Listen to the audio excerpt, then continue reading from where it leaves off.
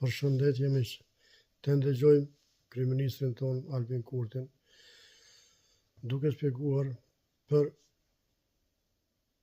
bllokimin që kanë bë opozita AK, PDK, LDK, Nisma me listën serbe për buxhetin dhe për shumë gjëra tjera. Ta ndëgjojmë.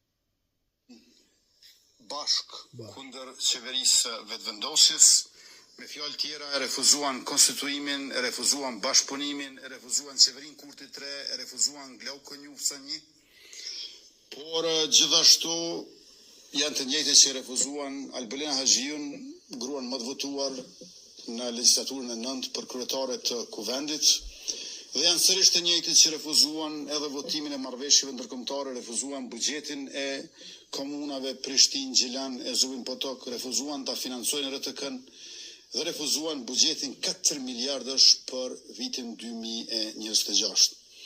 Dhe sot të bashkuar pas krejt këtyre refuzimeve, pra po gjendemi para zgjedhjeve të reja dhe me rreziqet e krizave financiare prej RTK-s të 3 komunat e Kosovës dhe sidomos para një dëmi prej 1.1 miliardë euro pas refuzimit të votimit të marrëveshjeve ndërkombëtare, qofshin ato me Bankën Botërore apo nga plani i rritjes së Bashkimit Evropian. Kjo nuk është situatë që ne e duam dhe as që e kemi menduar, por përfunduam këtu për shkak se këto parti pas bllokimit për 10 muaj, krizën legale tani duan ta shndrojnë në një krizë sociale. Njerëzit të ngelen pa paga, të mos mund t'i marrin shtesat me rritje, të shkaktohen deficite buxhetore, borxhe të shtuara, mungesë të pagesave për operatorët ekonomik e kështu me radhë.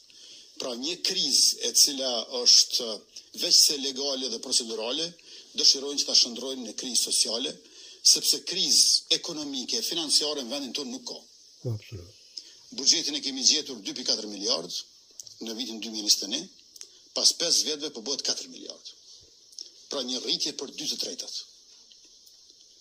Ekonominë në vitin 2021 e kemi gjetur 7 miliardë, në vitin ardhshëm bëhet 12 miliardë. 12 miliardë.